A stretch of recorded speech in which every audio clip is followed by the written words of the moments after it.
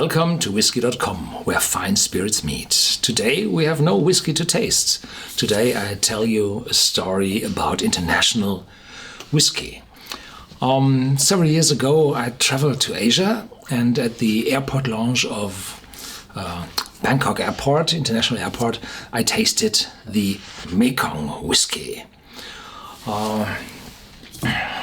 This whiskey is, you can't read what's on the label.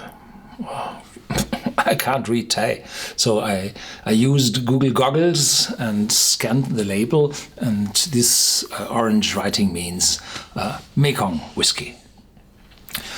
The Mekong whiskey, the company was established in 1941 in Thailand, and it consists out of 95% molasses from sugarcane and 5% rice spirit. Then it's matured in oak cask for I don't know how long, and then afterwards it is blended with a secret recipe of indigenous herbs and spices to produce its distinctive aroma and taste. So from my personal point of view, it's more a liqueur than a whiskey. Spices, herbs, and it has only 35% ABV. So this might be a liqueur. The Kang distillery, I've read that here on the paper, is in the outskirts of Bangkok. And it was taken over by a different company called Thai Beverage Company in 2010 or 11. And in the meantime, they changed the label to international label in English language, so I can read what's on the label. And they intend to spread it more over the world, so it might be possible that you find it on the shelf of your local dealer. There are several bottles out there which contain a snail. Yeah, good for your health, especially for the health of the men. Yeah. How does it taste? Well, when I tasted it in the airport, it tasted more like a industrial spirit. The maturation wasn't too strong, but the alcoholic character of the spirit was still there. So it might be good for mixing. Yeah, perhaps it's good for mixing. The second whiskey is completely different. It's a single malt whiskey from Pakistan. It's an Islamic country, and the country is dry, officially dry, and licenses for the production of alcoholic beverages are only given out to foreigners. And this Murray's Distilling Company, or how it's called, Murray Brewery Company, they produce most of the alcoholic beverage they produce is beer. They are situated in Rawalpindi, that's northeast of Pakistan, not far away from Hindu Kush. It's a ISO 9001 certified company. Yeah, if your origin is in a country where the official mind from the West does not believe in quality, then you have something to do. ISO certification is one way to improve your standing on the market. So, Murray, quite old, 1861, and this single malt whiskey is already 12 years old. It's called the Millennium Reserve. And here on the back of the tube is written, the Millennium is a 12-year-old single malt whiskey. The basic ingredients of this whiskey are prime quality barley malt and pure water obtained from our deep well aquifers. The mash is slowly distilled on traditional pot stills, as in Scotland, of the type used in Scotland. Each drop of the millennium is matured for a minimum period of 12 years in North American, Australian or Spanish oak wood, vats or casks. How big are those vats? The Scottish whisky law or regulations say the biggest cask size is 700 liters. So vats may be bigger. Or casks in the underground cellars of the distillery at low temperatures. Yes, the distillery is located quite in the northeast of Pakistan, and in winter the temperatures fall far below zero, and so the temperatures in the cellar may keep at 12-13 degrees centigrade, might be possible. We claim that the millennium compares with some of the most celebrated malt whiskies of Scotland of equal age. Do you believe in this? Murray's Millennium is a whiskey for the connoisseur, and we invite connoisseurs to test this claim. Sip without a diluent to fully savor the warm, smooth, rich and unforgettable flavor of Murray's Millennium. And inside the tube is it's a colonial style glass, yeah. And the bottle, which shows quite a wear. Yeah, it was given to me by not a tourist, an expat in Pakistan, and he returned and had one in his backpack. And on the back is written, Jim Murray, the 3 times winner of the famous Glenfiddich Award and celebrated author of the complete book of whiskey, writes at page 202 as follows. Not only does Murray's single matured malts compare favorably, it is much better than a lesser Scotch malt, which come now here near matching the whisky's crisp and delicate maltiness. So Jim Murray, quite a name in the whisky industry, has given this whisky a lot of points. So it might not be that bad. In the meantime, I have this bottle several years. There's some cloudiness appearing here in the whiskey.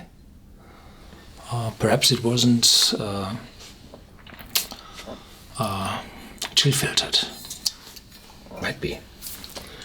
And inside the tube is a big copy of the Jim Murray's complete book of whiskey of this page 202. Okay, show what you have.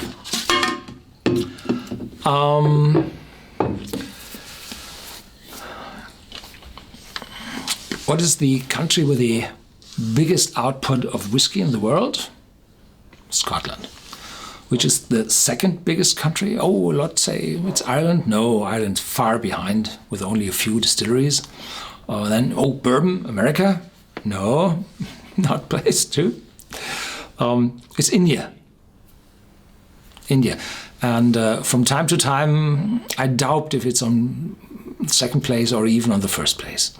So the most often sold whiskey in the world is McDowell's number 1 from India.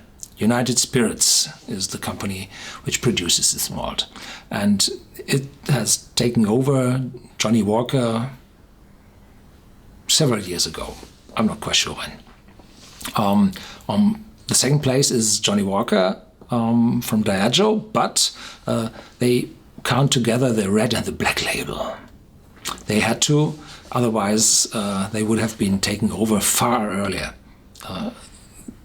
by Indian whiskey. Then on place 3 is Officer's Choice, Allied Blenders and Distillers, also an Indian company. On place 4, Bagpiper, also from United Spirits, India. On place 5, it's Worldwide Sales in bottles. Royal Stag, Pernod Ricard, India.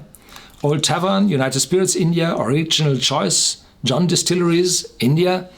And on place 8, it's Jack Daniels, Brown-Forman, America.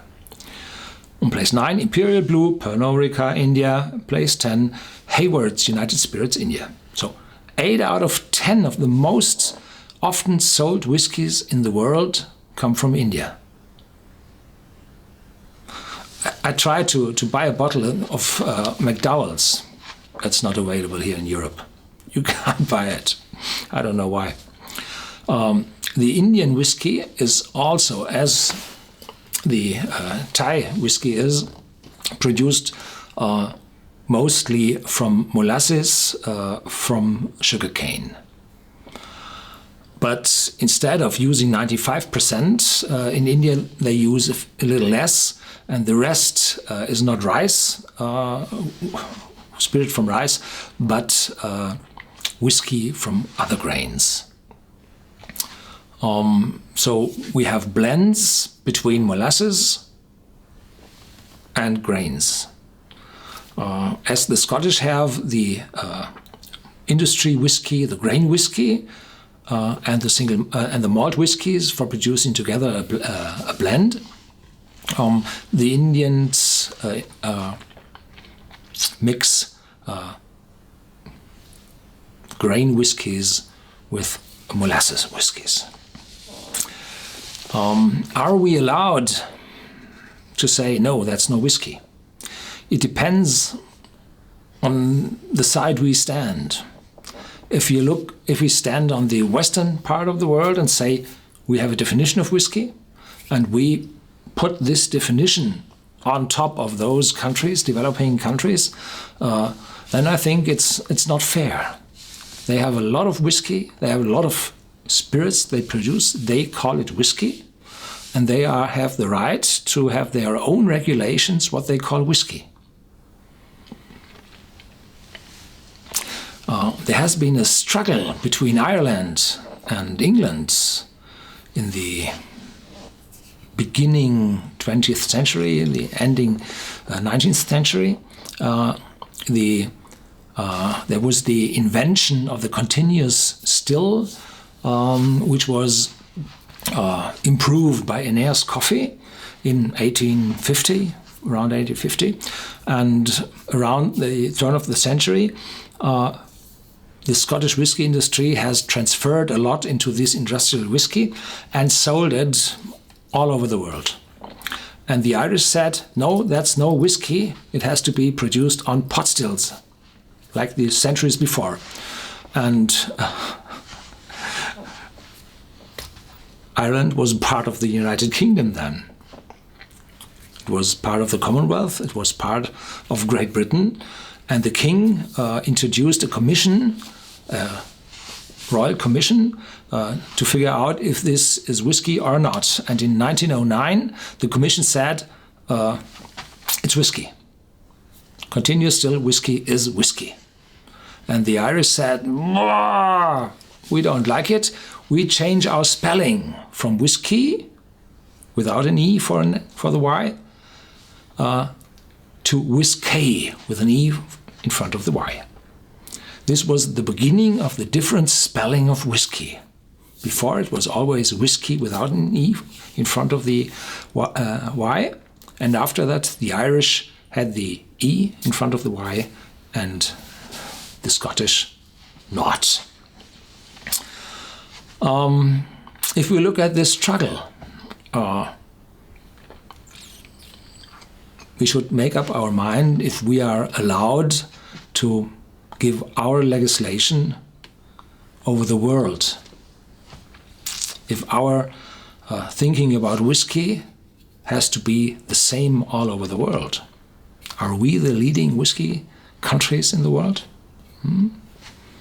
So make up your mind yourself, and I think you have the chance to find the Mekong whiskey very soon on their shelves, but the Murray's, it's quite rare, and it will be rare because there is not a so big amount of whiskey available. Thank you for watching Whisky.com. Stay tuned, and if you like this whiskey, if you like this video, give me a thumbs up.